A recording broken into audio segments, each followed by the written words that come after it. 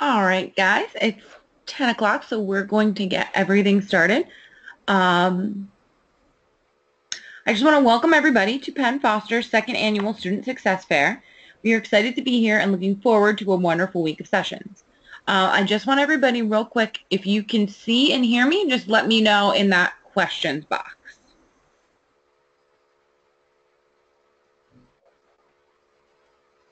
Nope, fantastic. Okay, just double checking. So my name's Tessa, and I will be the host today. I'm the biology instructor here at Penn Foster.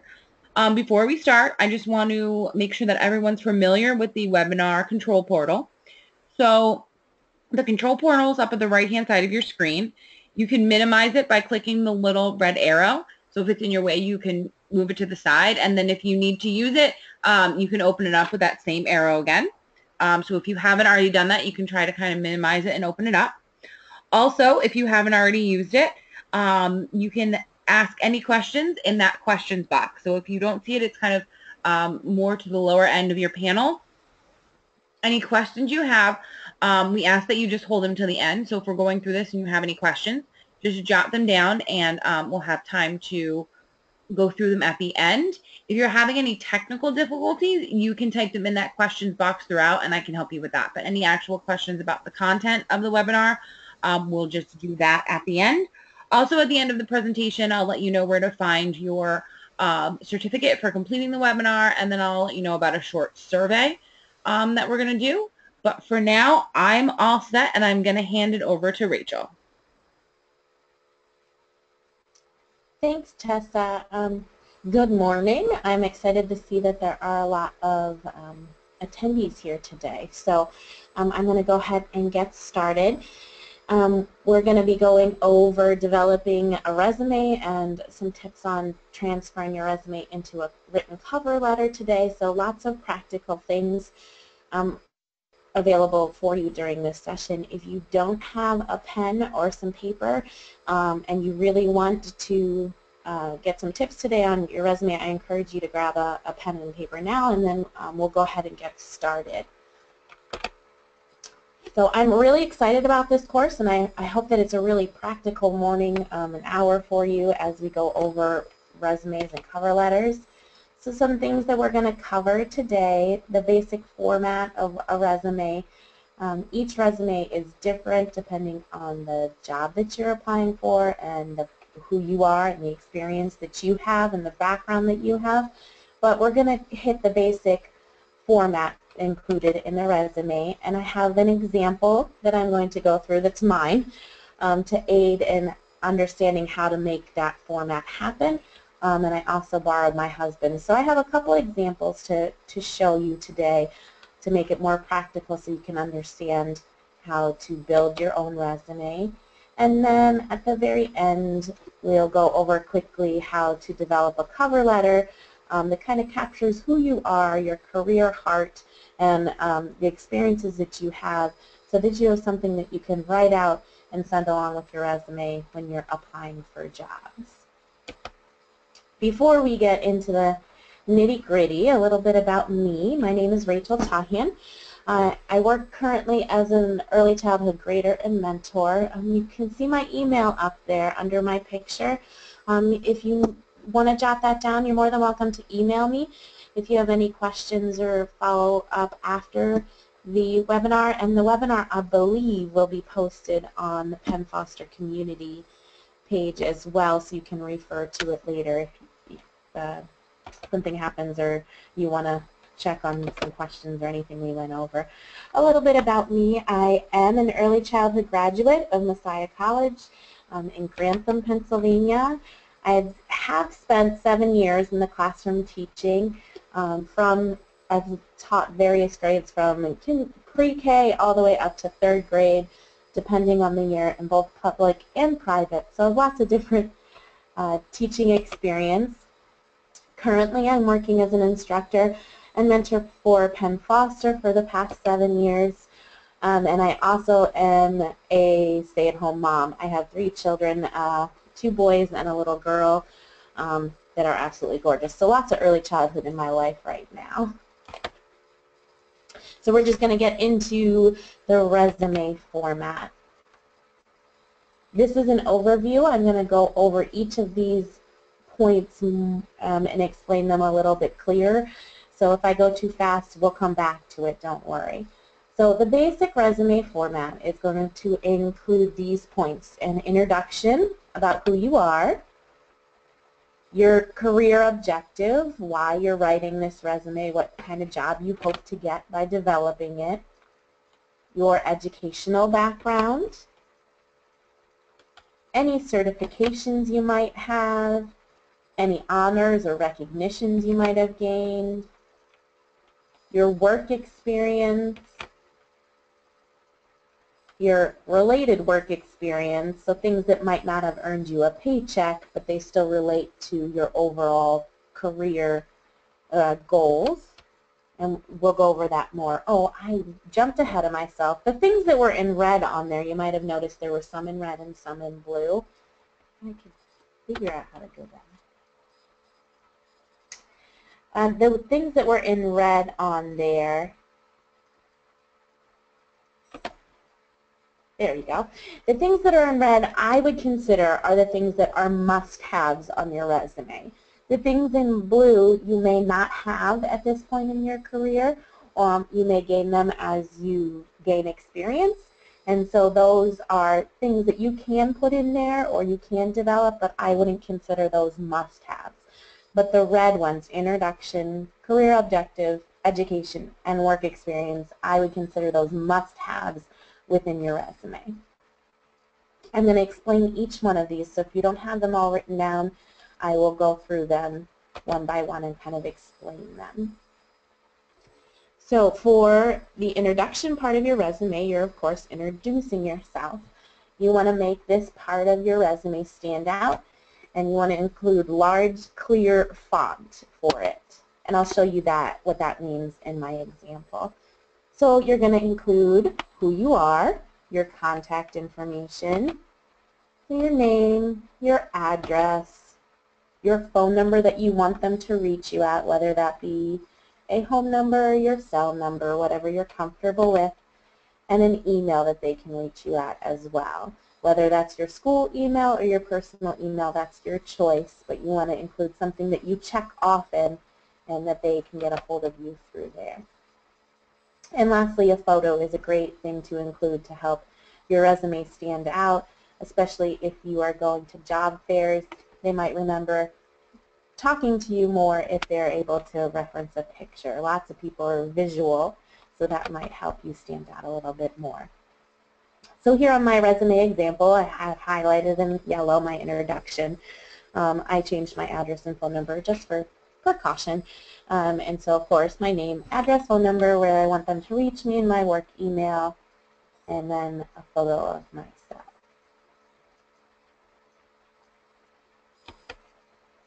So the next bullet point that your resume is going to be your career objective. So what is your goal in writing this resume? What's your career goal? And you're going to tailor this a little bit to whatever job you're applying for. I'll explain that a little bit more as we go. So you're going to state what you want from submitting this resume. What kind of job are you looking for?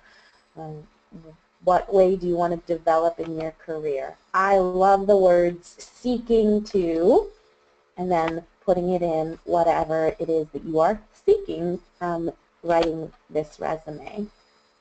So here in my example, I again have highlighted it in yellow. So for myself, and you'll see another resume in a little while, one that I developed with my husband for him. So seeking to continue a career in in the field of early childhood as an early childhood instructor. You're going to fit those words seeking to do whatever is best for you, whatever kind of job. Now I do change this. If I'm seeking to apply for or obtain a job in a child care, I'm going to change that. If I'm seeking to get a job in a public school, I'm going to change that. So you can tailor that to fit whatever job you're currently applying for. But I always keep those words seeking to. I love them. for that career objective part.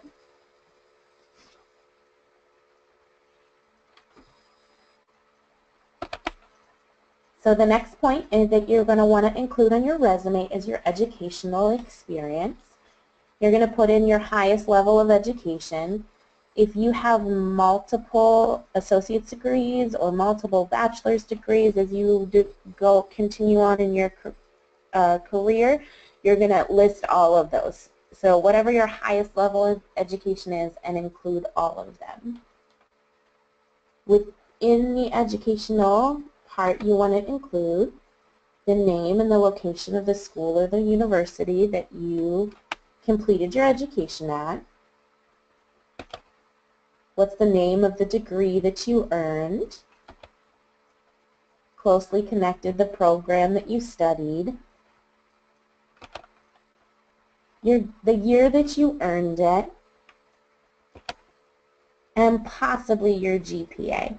Now I say possibly because if one of your strengths is school and you have a really good GPA, this is a great thing for you to highlight. You want to show that that you're able to work hard at things within the educational realm.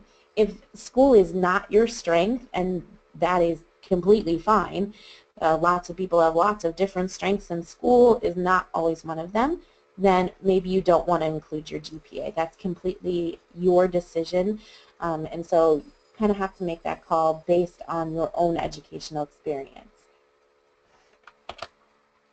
So here on my example, highlighted in yellow again, I have my education. So I've included the name of the university, the place that it is. The degree that I earned was a Bachelor of Arts in Early Childhood Education, and when I got it, and I did choose to include my GPA, that's completely up to you. So, and again, if you have multiple degrees from multiple universities, you're going to want to include all of those here.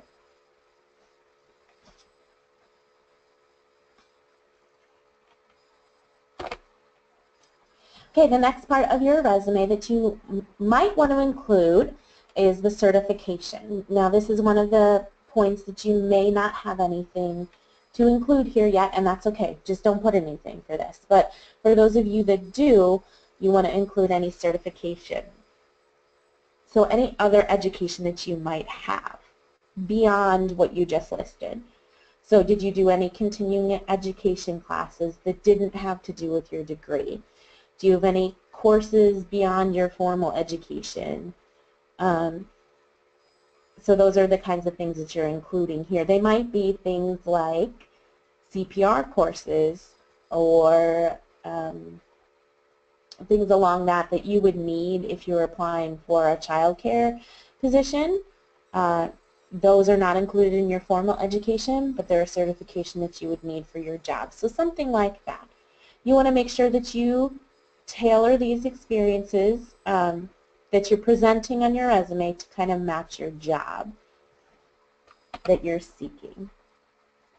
So you're just going to go ahead and list the titles of any of those certifications, accreditations, anything formal that you did. So if you're a Penn Foster student and you have attended some of these webinars that are beyond the scope of your typical curriculum, you can go ahead and list any of those certifications or experiences that you have.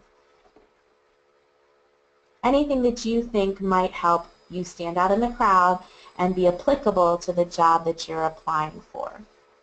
You're going to want to include the place that you obtained the certification and the year that you obtained it. And again, you're going to want to match those experiences to your career goals.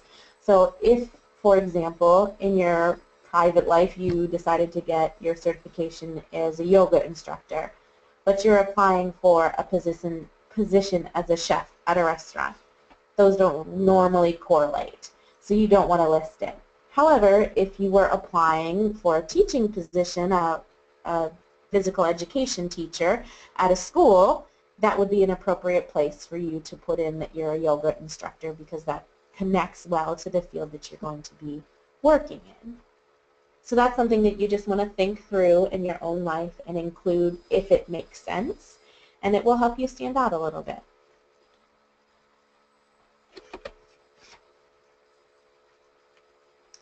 So here on my resume, I have my certification in Pennsylvania as an instructor level 1 in early childhood, and I include the date that I obtained that, and I would have to update this if I ever applied to a current teaching position because I haven't done some classes within that realm that has kind of kept that certification up to date.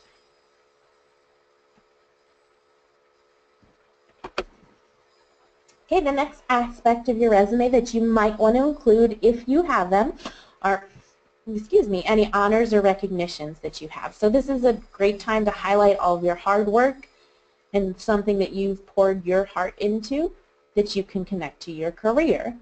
So anything that you've been awarded at school, or any time that you were an employee, maybe you've been employee of the month at a job that doesn't have anything at McDonald's, that doesn't have anything to do with the job that you're seeking now, but it does show that you have a great work ethic. So any of those kinds of highlights that you've had, you want to list any honors or recognitions.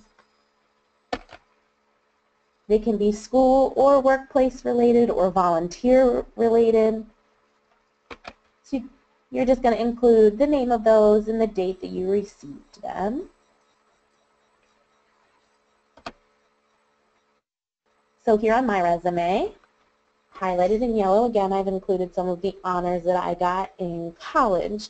Now, these are slightly outdated, and I have been away from the teaching field for quite a while since I started having children. So anything that I might gain from experiences that aren't from college would be a good thing for me to update here.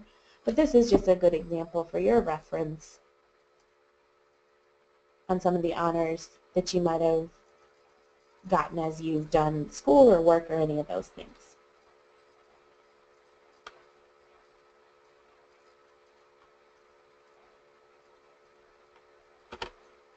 Okay, this is one of the, I consider, must-haves, your work experience.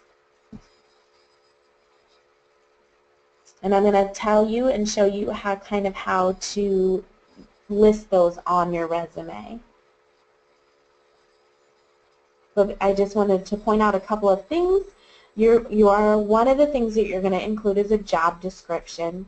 If your jobs have been very similar, if you've taught in 2 different classrooms, if you've cooked in 2 different restaurants, you want to make sure that you spice things up by changing those descriptions. You don't want to copy and paste them.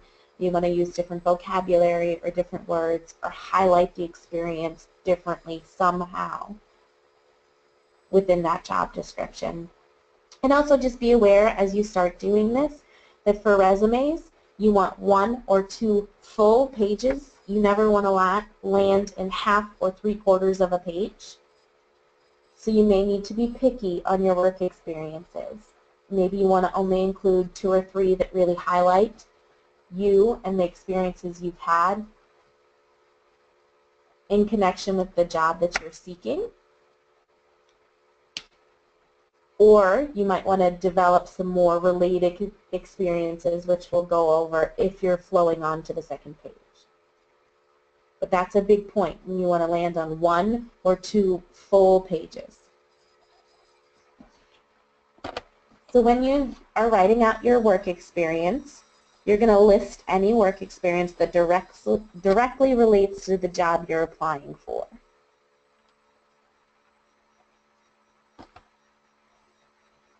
You're going to include the job title, the place of employment, the location, the dates, and then you're going to include that job description.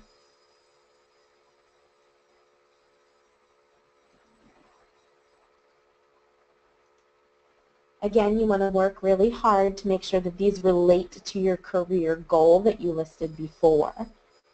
It is okay not to include every single little work experience if it doesn't relate at all.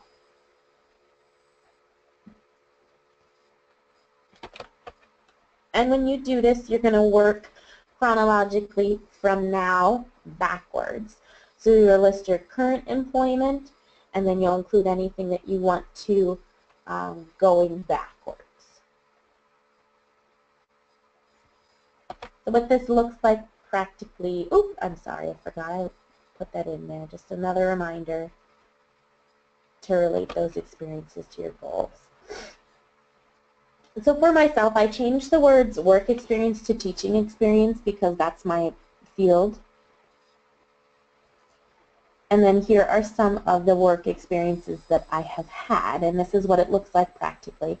I've listed the job, which you can see in bold. I've listed the place of employment underneath that, and I listed the location of that employment. Your job description underneath that, and I try to stay to 2 to 3 sentences tops when including a job description. So you're going to want to be really picky with your words and highlight what is most important. You're going to have a chance to really develop those ideas further in your cover letter. So you're going to stick to 2 or 3 sentences, and then you can see tagged on the bottom, I included the dates of when I worked those places. These are teaching experiences. So for those of you not in the teaching world, this is work experience that connects really closely to that career goal.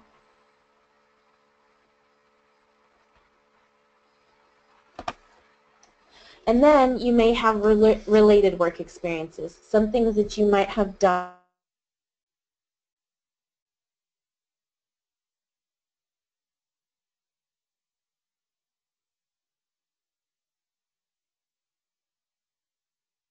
here, if you're involved in any school groups or community groups, leadership experience. These are a highlight how you grew and developed as a person within your resume. And again, it's a good way to fill up the second page if you have your work experiences float on to the second page, or maybe you landed right at the 3/4, so you can put a few other related work experiences right down there at the bottom, whatever it is to get you to that full first or second page and kind of highlight who you are and make yourself stand out.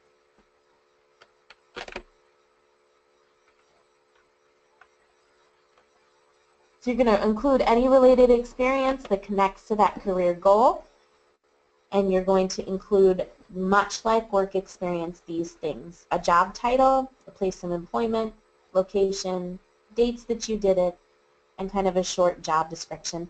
And I put those in quotes because it might not have been something that brought you home a paycheck, but a volunteer position that you worked really hard at, that you spent lots of hours at, that you grew, and it helped connect to your career a lot. Those are great things to put on your resume, and you want to do that. So you're going to kind of create a fictitious job title, fictitious place of employment, because they didn't really employ you, you volunteered, a fictitious job description, and so that's why those are in quotes. You're kind of going to pretend like it was a job that you didn't get paid for that kind of highlights who you are. Again, you're going to work from current experiences on backwards.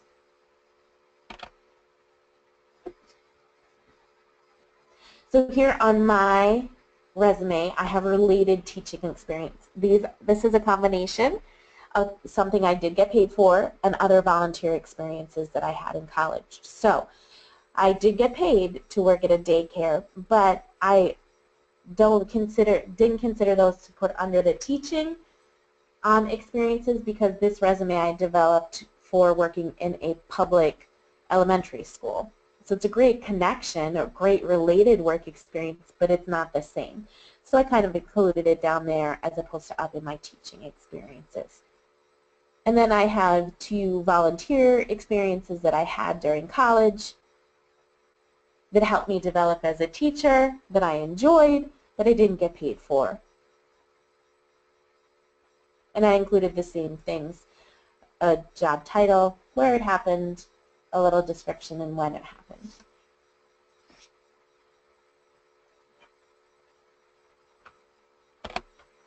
Okay, I know that this slide is probably a little difficult to read, a lot of information, but I wanted to give you an idea of what your resume might look like as a whole. I don't know why the career objective is highlighted. I apologize. I didn't mean to do that. But it just kind of gives you an idea of what your resume is going to look like. My resume is 2 pages. So I have all the things that I highlighted before on page 1. And then this is my second page, just to give you an idea of what this is going to really look like.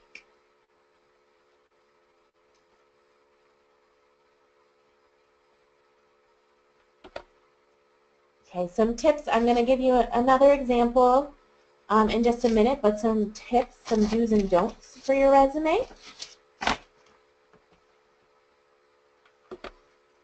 You do want to use an easy-to-read format. And by that I mean font, sorry, different word. You want to include some font that's easy to read. I wouldn't include anything that is script myself because I don't feel comfortable reading that. You want to make it easy to read. When they're going through lots and lots of applications, you do want yours to stand out, but you don't want yours to be difficult to read because they'll pass on by it. So pick an easy to read font. You want to fill the page, 1 full page or 2 full pages, but don't land in the 1/2 or 3/4 or 1/4 on the second page. Fill those pages. Spell and grammar check twice, 3 times. Go through it with a fine-tooth comb. You don't want any mistakes on your resume or cover letter. You absolutely must go through it very carefully and make sure that you don't have any spelling or any grammar errors. Those jump out to employers in a negative way. You don't want to do that. So do make sure that you spell and grammar check 2 times at least. And then I would also encourage you to have a friend or family member read over your resume. Don't have Grandma read it. Grandma loves you to death. She knows how awesome you are, but she's not going to give you practical feedback. You want to pick someone who's going to go through it with a fine-tooth comb, who loves you and encourages you and really wants you to get the job. And so they're going to be picky, and you're not going to be sensitive when they find mistakes. You're just going to say, thanks for helping me out. Grandma wants to validate you, and you do want to find someone who will validate you, but you also want to find somebody who's going to give you some good, appropriate feedback. So have a friend, a family member, maybe someone connected to Penn Foster, maybe one of the graders, some things so that you have somebody go through that resume for you. Things you don't want to do, use a unique or crazy font. It sounds like a great way to make yourself stand out. In my opinion, it would make an employer look past your resume and go on to something else that they can read through. You don't want to land in the middle of a page. You certainly don't want to have any spelling errors. And you don't want to use pink paper and perfume. If you've seen Legally Blonde, I'm probably dating myself when I say that, but if you've seen Legally Blonde, she uses pink paper and perfume on her resume, which she kind of jokingly uses as a way to make it stand out. You do want to make yourself stand out in your resume in all of those ways that we mentioned before, but it's not appropriate or professional to do it with pink paper and perfume. So do make yourself stand out and all of the awesome things that you've done and the great strengths that you have, but probably not on colored paper with perfume.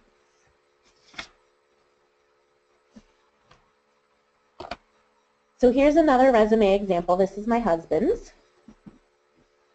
So on the top, we're going through introducing him, name, address, phone number that he can be reached at, or email if he has one that he wants to include. I didn't put a picture of him on here. He wouldn't appreciate that. So, but that's something that I would encourage you to do, especially if you're going to a job fair,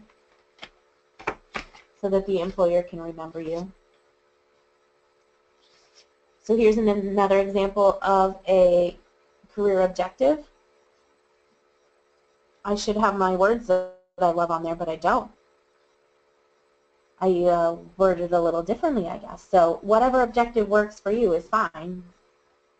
So hard worker looking for a cooking position within a team-oriented company, or seeking to obtain a cooking position within a team-oriented company. So there are different ways to word it, but you do want to tell them, this is why I'm applying. I want this job.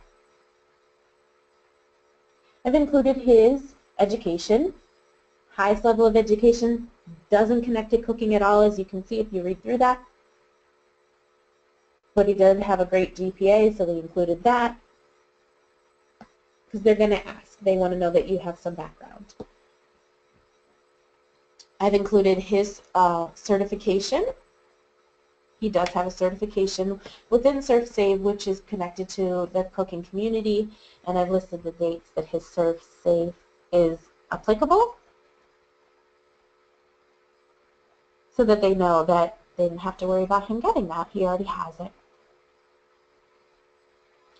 And then his work experience.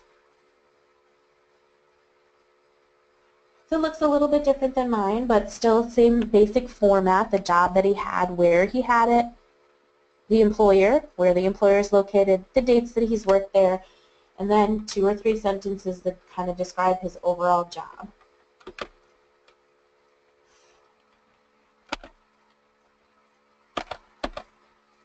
Oh, I highlighted that and then just plowed through it.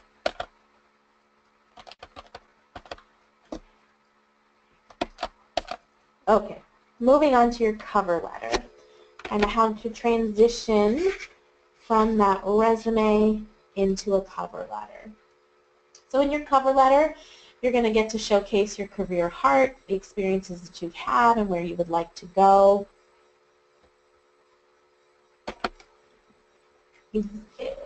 An easy way to explain a cover letter is you're putting your resume into sentence format. The resume is very bullet point oriented, and here you're going to kind of put those into sentences and make yourself shine in a different way. You're going to tell why your experiences and your passion are going to make you a great fit for the job, especially when there are so many people that are applying for similar jobs all at the same time. It's going to make you a place you want to stand out. And you're going to end your cover letter by telling your employer how excited you are to meet them and how they can get a hold of you. What's the best way that they can get a hold of you. So here's the basic format of a cover letter. I don't have time today to go through it point by point because we want to give you a chance to ask questions and if you need us to review anything, but this is what it's going to look like overall. I'm going to go slowly, so in case you need to write some things down or draw yourself a picture, include notes so that you have this when you go to develop your cover letter. But you're going to include your address.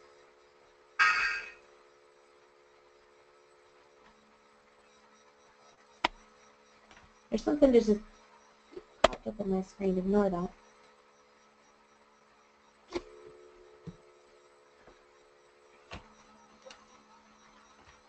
Hello?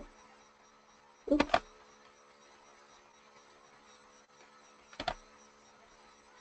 I don't know, it just happened.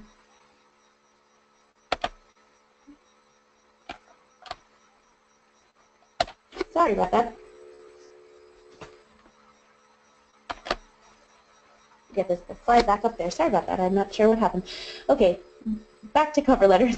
You're going to put your address, your date, to whom it concerns. If you know the name of the employer that you're seeking to talk to, you can put that. But a lot of times you don't, so you just put to whom it may concern. And then the body, the meat of your cover letter is going to include these things. I kind of worked on a 2 or 3 paragraph, a 3 or 4 paragraph letter.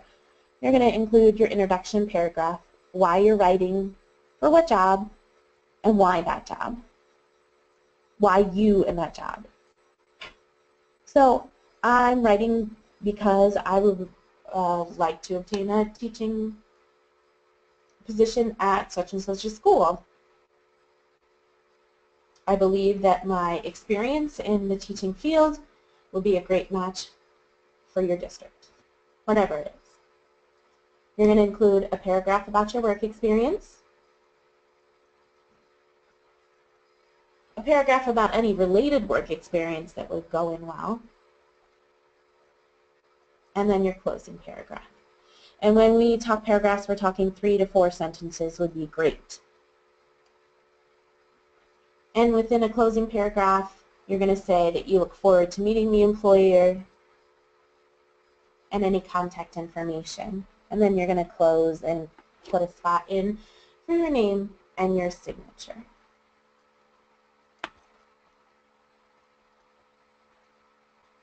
Okay, I'm going to pause right here for just a minute. I'm going to let you take any questions that you might have down and go ahead and type those in, and then Tessa and I will kind of filter those out and start getting to questions. So I'll give you just a minute to write anything down that you need to.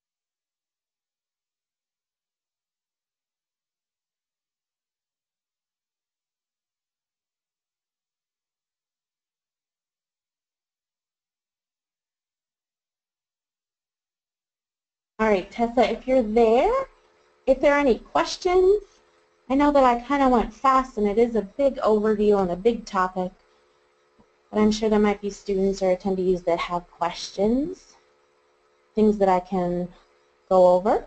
Sure. All right. Let's see what we have here.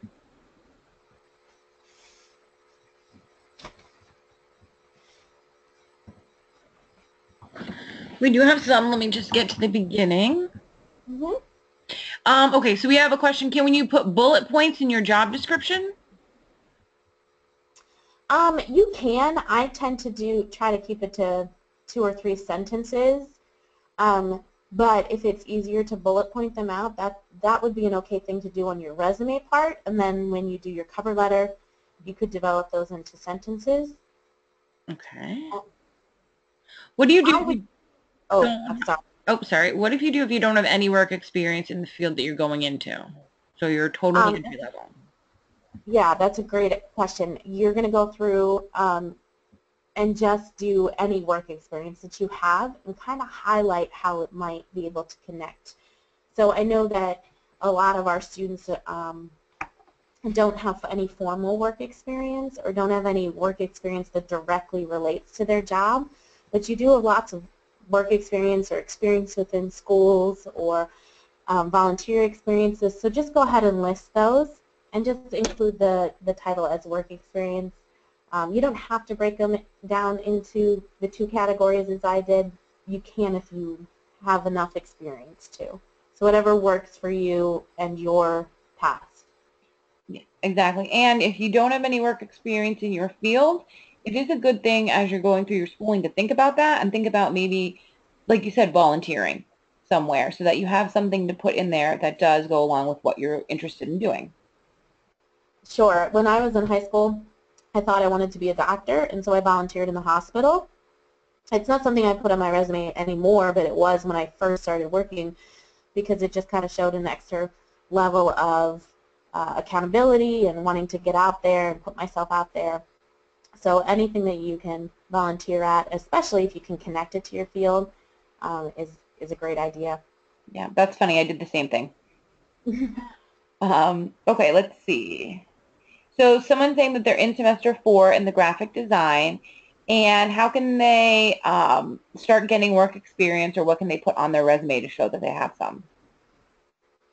I'm not familiar with the graphic design field, but any times that you put things in, I don't know if there are contests or recognitions or shows or things like that, to kind of just show that you have, excuse me, I'm combining words, to kind of highlight or showcase your work and your work ethic and your leadership would be things that you could include within there. I'm not super familiar with graphic design jobs, though, myself. I But think again, something like that might also lend itself maybe to having a portfolio um, yes, along with that, or kind of maybe saying specifically what you're good at in the programs that you're working with. yeah, absolutely. That's a great place to highlight kind of um, maybe they're not formal certifications or formal honors or awards that you've received, but you could kind of tailor that to fit what you need. But yeah, a portfolio is a great idea. Teaching lends itself to a portfolio too, and I usually bring that up within my cover letter myself. In my closing paragraph, the slide that we're on, oh, I can't wait to meet you. I really have this awesome portfolio. You probably want to pick more professional words, but I do have this portfolio of work that I would love to show you that really highlights this or that about myself. Oh, that's a great idea too.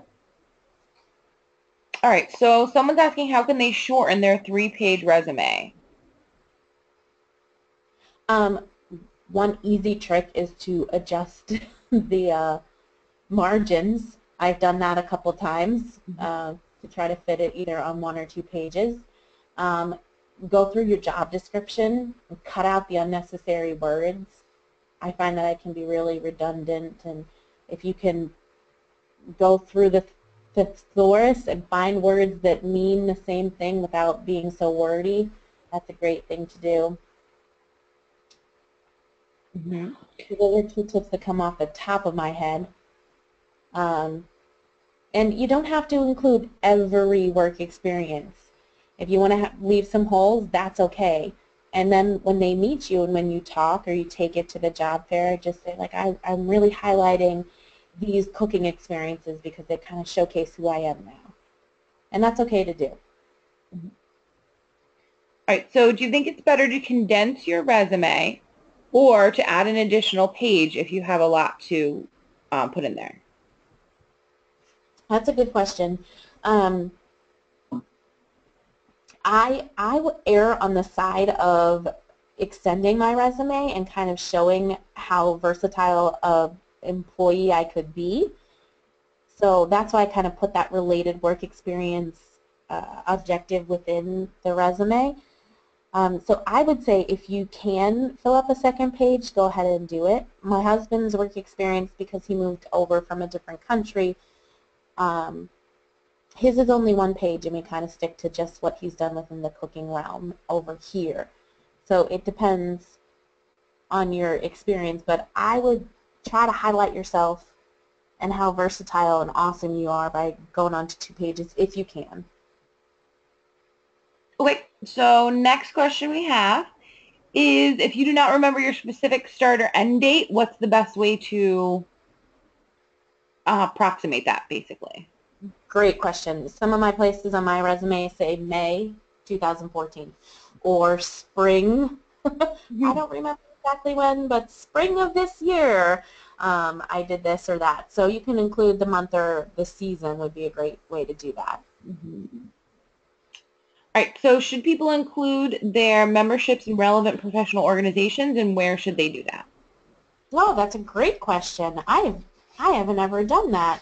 I would say that I would include yes, especially if you're trying to fill up your resume a little bit more. That would be a great thing to add, and I would include that. That's a great question. I would tend to include that in related work experience Mm-hmm. because I don't think it fits anywhere else. Yeah, I agree. That's where I put mine. If you can't fit it, I would put it somewhere in your cover letter though. Mm-hmm. If you are stuck in that, you're trying to cut stuff out and can't fit it all on 2 pages, stick it in that cover letter and tell them why you're so great. Okay. Because you are. Because I don't always do that kind of stuff. I'm stuck in mommy world right now. All right, so this is a great question, kind of from going from one field to the other, and they're not related. So this person's working in the fast food industry, and now they are interested in, they're going to go into the veterinary field. How can they work that in to make it Sure. what they want to do? That's a great question. I had my dad, who's been working in HR forever, look at this, and he was encouraging me before I talk to kind of highlight that you want to make things match your career goal, but as they said, those things don't always relate, but you can make them, you can make them relate. If you were flipping burgers and you learned a lot about leadership skills, and it's going to help you be a great leader and be a great veterinarian, and then you're going to want to highlight how that helped you do that. If you, again, if you have like your yoga certification because you love yoga, and you can relate that to how you might use it within the classroom, or relate it how you might use it within your next career field. Mm-hmm. So I'm sure there are aspects of working in the fast food industry, work ethic, leadership skills, patience with people, all those kinds of things that you can relate to what it's going to be like to work within a veterinarian Mm-hmm. place of employment. Yeah, and especially if it was a good experience, you know, if the person that you're using as a reference liked you, then that's definitely going to help you in that sense. And sometimes just showing that you had the discipline to keep a job and go every day and, you know, do what you had to do, sometimes that's enough for getting that next step in the new career field that you're looking to go into. Absolutely. If you have bad experiences with a job, like getting fired or not getting along with your employer, should you include that? You are going to want to, I would say you are going to want to include them on your resume. And then usually on a job application, there's a box about, can we contact your employer? Check no. I've done that before. It's never been a problem.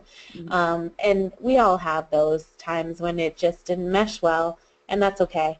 So I would encourage you to include it on your resume and include it in your cover letter, because you definitely learned things.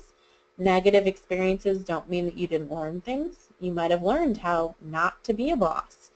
And you don't have to go into detail on your resume or in your cover letter or even in an interview on that. Just talk about what the job was like and what you learned. And then on that that application, when they ask if they can contact them, just check no. All right. We have actually a lot of questions for you, so this is great. What do you do about a big gap in your work experience if you haven't worked in a few years? You can include anything that you did volunteer work or anything in the community, because you probably were doing stuff within that, either it be schooling or any of those kinds of things. Put those in. Mm-hmm. All right. So let's see. Oh, and one more point before, and I would encourage you, if you're having a gap, try and find those experiences that you could include. Mm-hmm. Like for the most part, I'm not teaching now, and I'm staying home with my kids, but I try to do a little bit of work here and there for Penn Foster so that I can stay connected to my field. So if you can't find a job like that, you can find something within your community or your church group or whatever it may be that keeps you going, that you could include in your resume.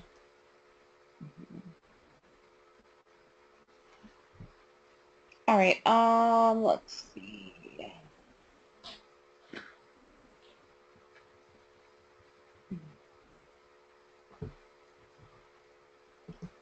So a student saying here, if she finished her education internationally and doesn't have a GPA, what would I show on my resume? I would say probably just your courses. You don't have to always show your GPA, so I don't think that would be as big of an issue. No, you certainly don't always have to show your GPA. It's just one way you can highlight yourself, but it's not necessary at all. Can you use your externships as experience? Absolutely. That Yeah. was an easy one. Yeah, you can include things that didn't get you any income or any pay, but yeah, they gave you lots of great experience, so I would put them on there. Let's see.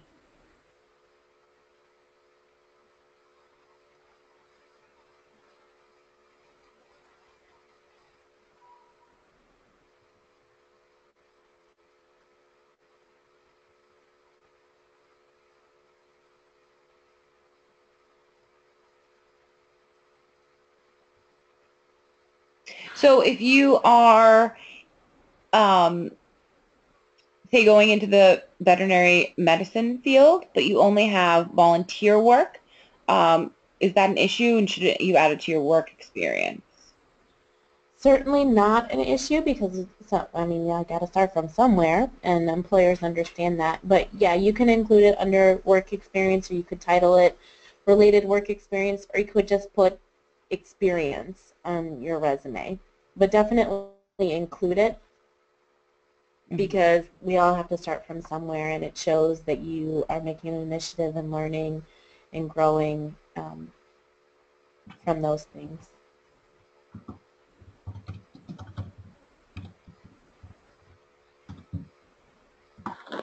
All right, let's see.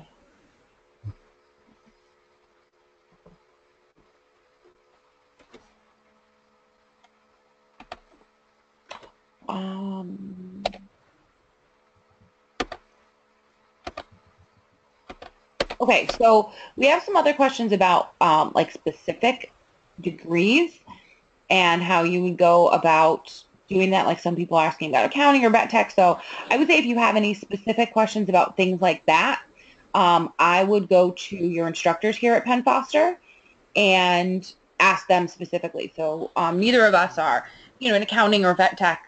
So if you have specific questions like that, your instructors are going to be great to help you understand what's important and what you should put in there and how to include it.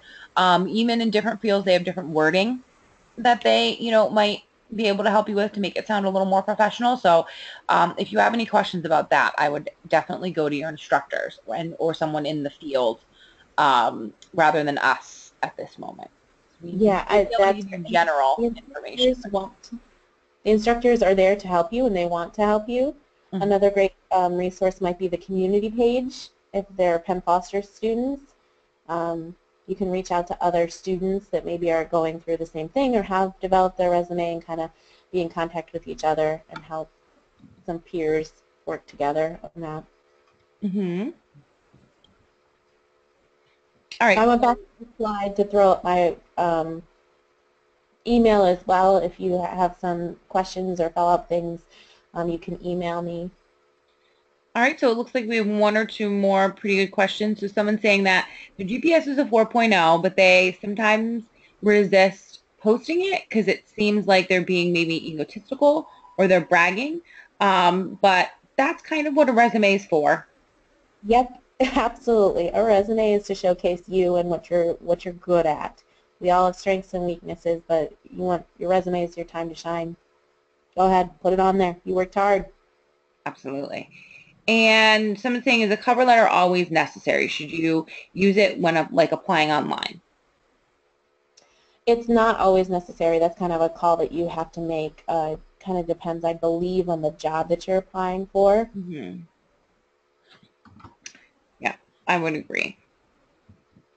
So I think I got everybody's question here. And there was a few questions that kind of overlap. So I hope that everybody who had a question, we answered it. If not, like I said, you can contact Rachel or you can contact your instructors here at Penn Foster. Career Cruising that we offer you here also has a really good service. I just attended a webinar on that the other day. So they always also have a really good service to help you create these things, and you kind of put your information in there and they'll help you put it together. So that is another option, and you can get that right through Penn Foster. And so I just want to let everybody know that in the handout section of your webinar panel, you can find your certificate of completion here. So you can open that up and download it. You'll also be getting an email in about an hour with a link to the certificate. If you can't open it up right through the email, you can copy and paste the link right into your internet and it will come up that way. So sometimes the link has been having a little trouble in the email, but you can copy and paste it and you'll get it. So you can either download it now or wait that hour and it'll be emailed to you. Also in that email, you'll be getting a survey that'll kind of help us in the future. So it takes only a few minutes if you can go through and do that for us as well. that would be great. And we do have a few more webinars for the rest of the day. So let's see, at 12, at 2, and at 4 will be the last three for the career fair. So top skills of a valued employee, putting your best self forward in an interview, and soft skills, the skills you need to succeed. Those are the last three. So if you are interested in attending those, they will be coming up later today. Rachel, is there anything else that you'd like to say before we finish up? No, I'm good. If you have any questions, please send them away, though. Yep, and thanks everybody for attending. And like I said, if we missed your question, there's a lot coming through. I apologize. You can email Rachel or you can get in touch with our instructors and we would be more than happy to help.